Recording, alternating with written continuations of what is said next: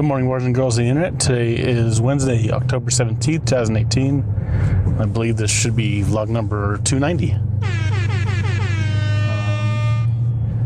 I wanted to talk about the other night when there was an interview on 60 Minutes with President Trump. Leslie Stahl interviewed him, asked some various questions, and there's many things to talk about. However, I'm only going to focus on one thing when she asked him about the climate change issue. Now, we all know this. He denies it, but we all know even in the interview, he was denying it, but without denying it. If you saw it, you'll know what I'm talking about. But he said that climate change is a hoax perpetrated by the Chinese. Okay. No evidence of that. There's no reasoning behind it. And it's a ludicrous proposition.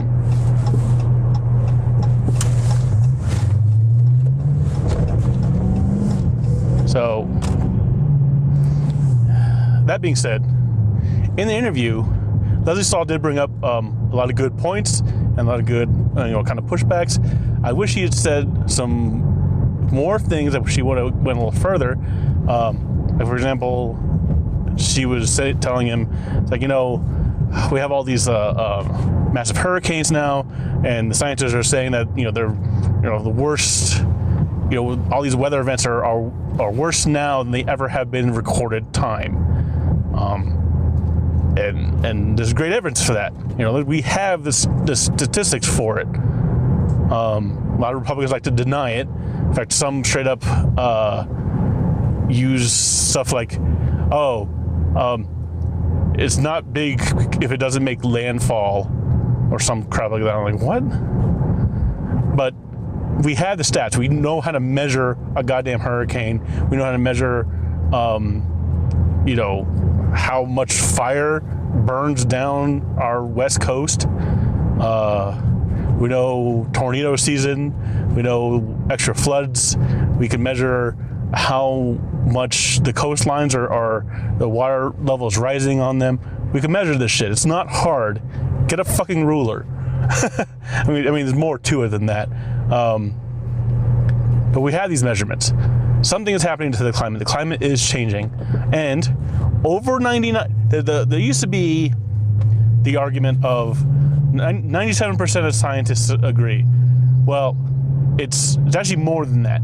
97% of papers written about the whole climate change issue, all the different documentations, all the different things going on. There's like 13,000 papers, not just written by scientists, but peer-reviewed. That's the important part. Peer-reviewed papers, all confirming that climate change is happening and it's human cause. And it's over 99%. Of 13,000 papers, there's 26 papers that deny it. 26 out of 13,000 some odd papers. That's pretty definitive, if you ask me. That's like saying, oh hey, 13,000 dentists say you should brush your teeth. I'm not even telling you what toothpaste to use. They're saying brush your teeth. But 26 says no, you don't have to brush your teeth. Your teeth are fine. If you brush your teeth, it costs too much, and we don't want to spend the money for toothpaste and toothbrushes. That's just fucking ridiculous. It's a ridiculous statement. And that's Trump is a dumbass. We all know this, but that's his go-to, because that's the only thing he knows what to say to kind of push back against, because that's what all Republicans say when they're questioned about their beliefs in climate science. They all kind of push back, saying that it'll cost too much to address if in the way that you want to do it, and since the science isn't definitive, we're not going to spend anything to address it. I hate to break it to you, fuckers.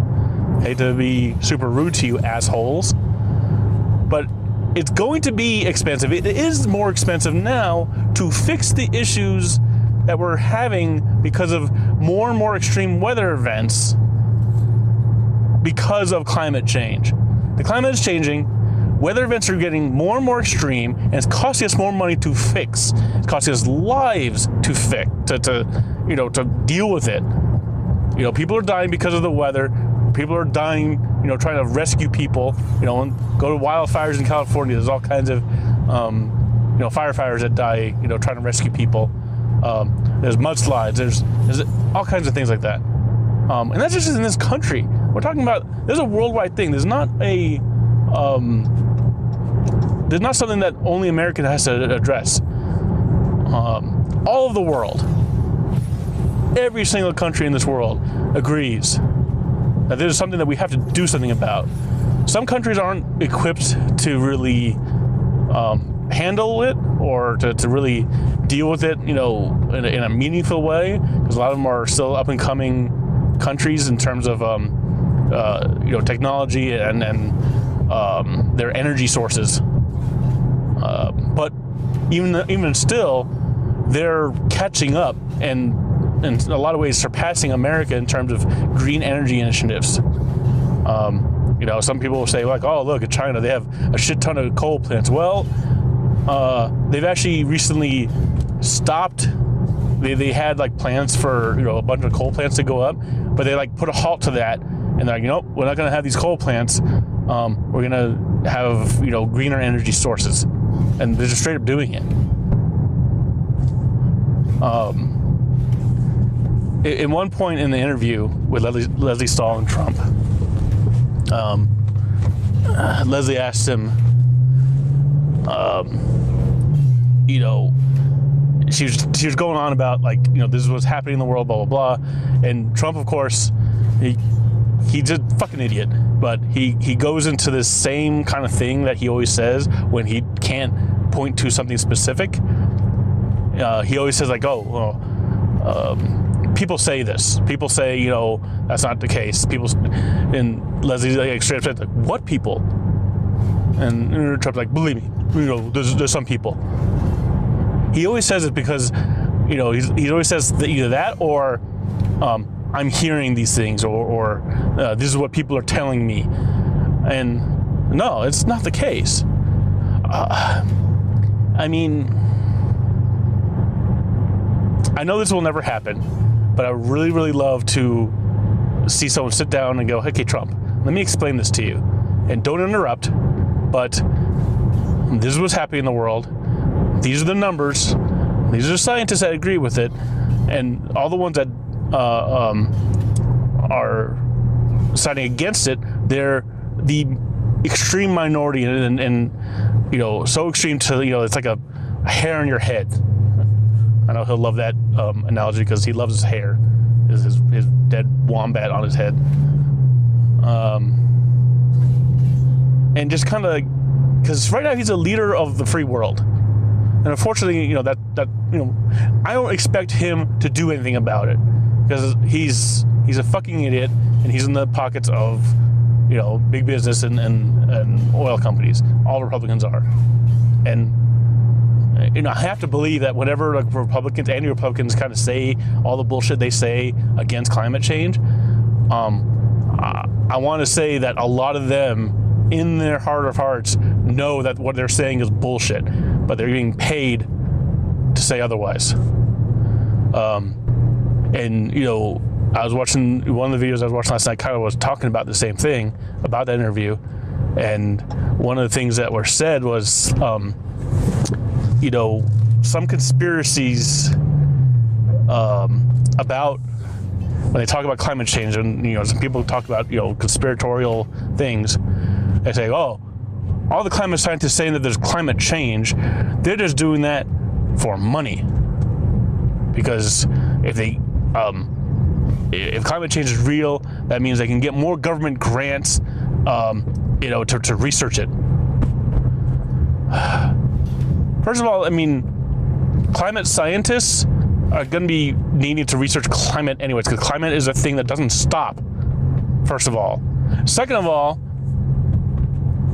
no climate scientist is getting rich off of this shit. When they get a government grant to research, to do their research, they're getting like 30 grand a year, maybe.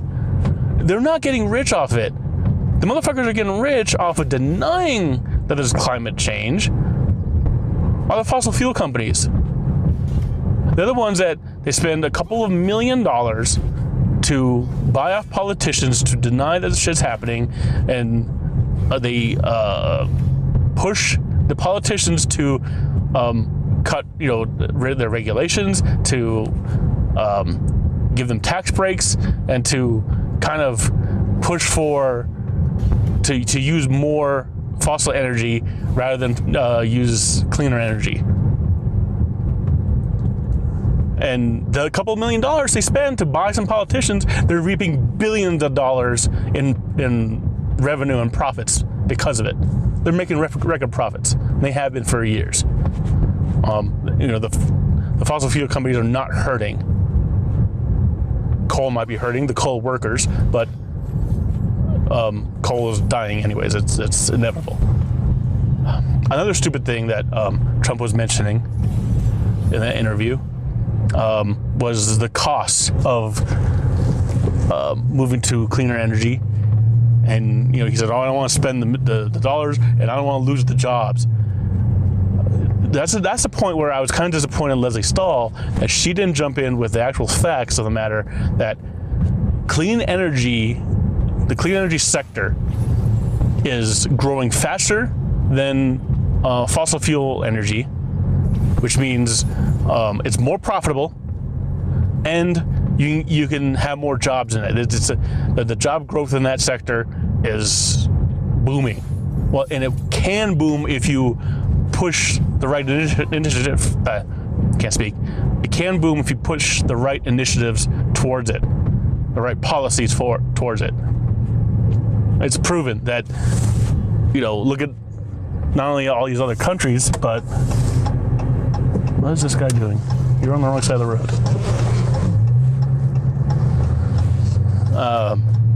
Sorry. Other countries that push for greener energy, they have a shitload of jobs that are clean energy, and they're good paying jobs because it's new technology they have to invest in. And whenever you invest in new technology, you learn more things. And when you learn more things, you make more money because you can have new patents and earn more money on patents. We could be a leader in that if we wanted to, but we're not. You look at some of these other countries like in Europe that, they have all kinds of wind farms everywhere and solar farms. We have that shit too in this country, but not enough.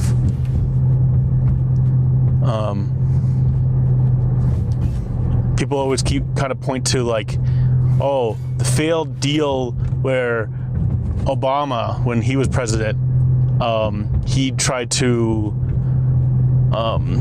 get solar industry, he pumped some money into the solar industry to kind of boost them up. But that failed. All the money went to waste. No, the reason why that failed is because a Chinese company with Chinese solar panels that are made cheaply pumped all their panels into the market, especially in California, and the American company that Obama just gave a shitload of money to could not compete in that. So that company had, struggled. They couldn't compete price-wise because they were getting, the panels were more expensive, but they were better panels. They were more efficient, and they could capture more solar energy.